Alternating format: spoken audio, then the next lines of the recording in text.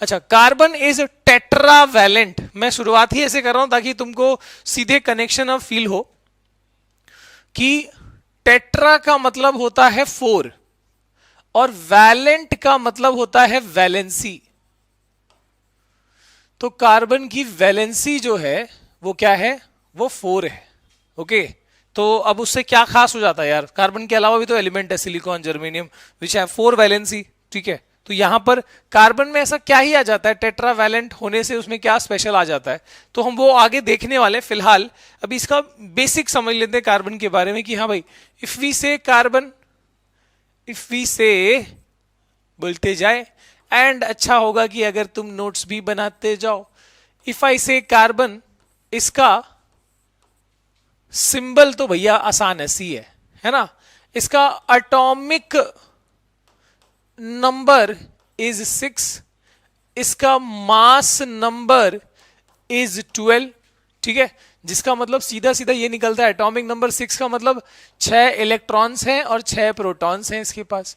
अगर mass number 12 है मतलब प्रोटॉन प्लस न्यूट्रॉन की संख्या क्या है, 12 है। ठीक है, इसका मतलब, और प्रोटॉन भी ऑलरेडी होगी, प्रोटॉन 6 है तो न्यूट्रॉन भी कितना हो गया, 6। तो जो मेजर या जो बेसिक आइसोटोप है इसका, ठीक है, उस कार्बन एटम की हम बात कर रहे हैं, तो उसमें 6 इलेक्ट्रॉन, 6 प्रोटॉन और 6 न्यूट्रॉन्स होते हैं। Carbon has 6 electron, 6 proton and 6 neutron. इसका क्या मतलब निकलता है कि भैया अगर कार्बन एटम के पास 6 इलेक्ट्रॉन्स इन टोटल है तो उसका इलेक्ट्रॉनिक कन्फिगरेशन क्या हुआ, यस, पहले ऑर्बिट की कैपेसिटी ही होती है ड्यूप्लेट की 2 की, और उसका बाद बचा हुआ 4, 6 में से 2 पहले में आ गया, तो 4 जो बचा हुआ है वो आ जाता है उसके दूसरे ऑर्बिट में, और जिसका सीधा मतलब ये निकलता है कि इसका वैलेंस इलेक्ट्रॉन जो है वो 4 है, और जिसका वैलेंस इलेक्ट्रॉन 4 होता है, वी नो कि भैया उसकी वैलेंसी भी क्या हो जाती है, उसकी वैलेंसी भी 4 हो जाती है। आई होप यहां पर कोई दिक्कत नहीं है।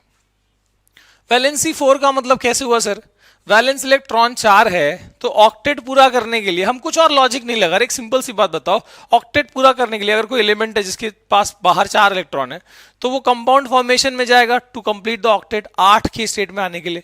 या तो वो 4 लूज करे, या तो वो 4 गेन करे, या तो वो 4 शेयर करे। हालांकि कार्बन में हम आगे पढ़ेंगे कि वो सिर्फ और सिर्फ शेयरिंग कर सकता है, बट इन जनरल बात कर रहा हूं कि इसकी वैलेंसी क्या हो गई, वैलेंसी 4 हो गई, और इसलिए कार्बन को हम क्या बोलते हैं, carbon is a tetravalent element. ठीक है भैया, carbon is a tetravalent element, इसका मतलब इसके पहले ऑर्बिट में 2 इलेक्ट्रॉन, दूसरे ऑर्बिट में 4 इलेक्ट्रॉन, और बीच में 6 प्रोटॉन्स और 6 neutrons, as you can see. तो ये रहा प्यारा सा कार्बन का एटम। अब आगे देखिए थोड़ा सर इसके बाद, तो कार्बन के बारे में बेसिकली आपको समझ में आ गया कि क्या ढांचा है इसका। अब एक और बात बताता हूं कि नॉर्मली क्या होता है ना, जितने भी टेट्रावैलेंट यानी जिसकी वैलेंसी 4 होती है, आगे के जितने एलिमेंट देखोगे जिसके बाद, देखो कार्बन के पास तो 2 ही ऑर्बिट है, जो 3 ऑर्बिट 4 ऑर्बिट वाले, जो सिलिकॉन, जैसे सिलिकॉन है 284, सिलिकॉन इज अ मेटेलॉइड। आगे वाले भी जितने हैं दे आर मेटल। तो मेटेलॉइड वाले सीन में क्या मतलब, नॉर्मली जो आगे 4 लास्ट में 4 इलेक्ट्रॉन है तो होता है वो मेटेलॉइड बन जाता है, लेकिन यहां पर this is a non metal.